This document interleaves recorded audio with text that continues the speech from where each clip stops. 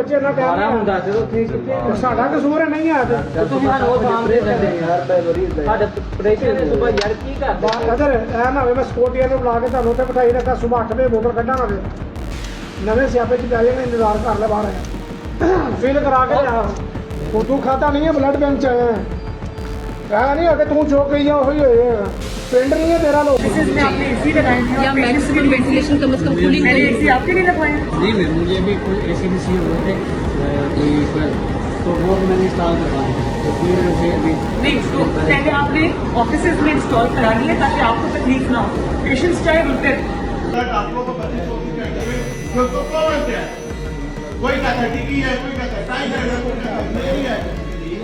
पाकिस्तान में लोग बीमारी से कम परेशान हैं, उसके इलाज से ज़्यादा परेशान। जिनको हम मसीहा समझते थे वो बिजनेसमैन बन चुके। इसकी एक छोटी सी मिसाल मैं देता हूँ, मेरे अपने साथ जो गुजरी। मेरी बेटी पैदा होने वाली थी, जब हम हॉस्पिटल गए तो उन्होंने शाम के 7 बजे, प्राइवेट हॉस्पिटल था हमारे पैनल पे था जहाँ हम जॉब करते थे, तो वहाँ पर उन्होंने उसको एडमिट कर लिया। अगले दिन दोपहर के 1 बजे डिलीवरी। उसके बाद मेरी बेटी को उन्होंने ICU में रख दिया। अच्छा, ICU में कोई 8 घंटे गुजर गए तो मैं जब गया उसके पास, मैंने कहा मुझे एक बात बताइए, जो ICU में आपने रखा है इसके चार्जेस होते हैं? उसने कहा जी 800 रुपया घंटे का उसका चार्ज हम कर। तो मैंने कहा मुझे एक बात ये बताएं कि जो मेरी बेटी है उसको कोई इशू है जो आपने उसको ICU में रखा? उन्होंने कहा नहीं कोई इशू नहीं। तो मैंने कहा फिर आपने उसको क्यों ICU में रखा? यानी कि आप 6-7-8 हज़ार रुपया मुफ्त का बना रहे हो।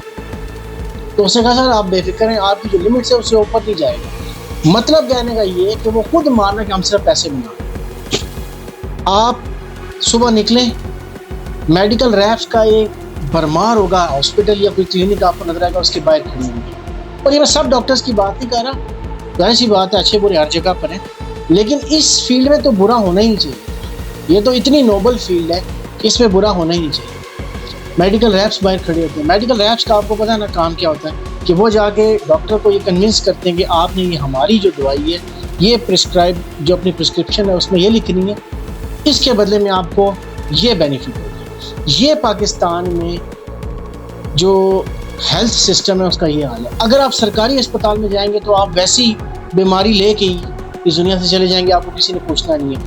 इतना बद-इखलाक अमला, गंदे हालात। अब तो चले कोई बेहतरी हो रही है लेकिन फिर भी उस तरह नहीं है। लेकिन दूसरी तरफ जब आप प्राइवेट जाएंगे तो प्राइवेट में तो आपकी जो है वो नस्लें भी बिक जाएंगी, इतना वो आपको लूटते हैं। खूबसूरत सी उन्होंने एक बनाई होगी बिल्डिंग, रिसेप्शनिस्ट बिठाई होगी, और आप बुखार, मेरा छोटा भाई था उसका खाली गला थोड़ा सा ख़राब था, हम चेक करने गए, उसने उसका वेट चेक करना शुरू कर दिया, BP की मशीनें ले आया और 2000 का उसने नुस्खा बना दिया। मैंने कहा यार इसका गला ख़राब है।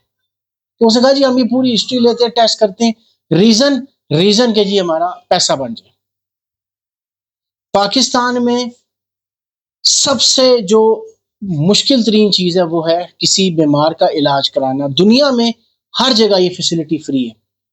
जो बहुत हाई क्लास हॉस्पिटल्स होते हैं वो अपने शहरियों के लिए फ्री होते हैं, लेकिन पाकिस्तान में जो फ्री हॉस्पिटल्स हैं, जो सरकारी हॉस्पिटल्स हैं, उनमें तो खैर जाने वाला सवाल ही नहीं पैदा होता। वहाँ जाएंगे तो आपको जो बीमारी नहीं भी है वो आप लगवा के वापस आ जाएंगे। लेकिन जब आप प्राइवेट हॉस्पिटल में जाएंगे, आपको पता है इस्लामाबाद में एक हॉस्पिटल है, मैं नाम नहीं लेता, वहाँ पर वो डेड बॉडी वापस नहीं करते अगर आप उनको उनकी रिक्वायर्ड अमाउंट ना दें। ये बड़ा मशहूर एक हॉस्पिटल है, मैं नाम नहीं ले रहा, सबको पता ही है। वो डेड बॉडी भी वापस नहीं करते अगर आप उनको पैसे, उनके जो रिक्वायर्ड बिल है वो ना दें।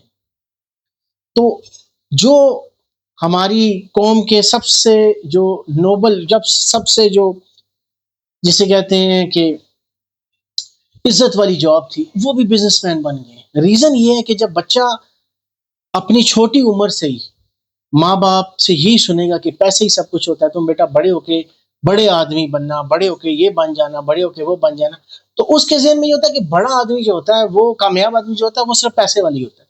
तो वो फिर मरीज को भी एक पैसे का जो है ना वो समझता है, चांस के हाथ से मैं पैसे निकालने, क्योंकि मेरी माँ ने तो कहा था कि जो बड़ा आदमी हो तो पैसे वाला होता है, तो मुझे किसी गरीब की मदद करने की ज़रूरत ही नहीं है।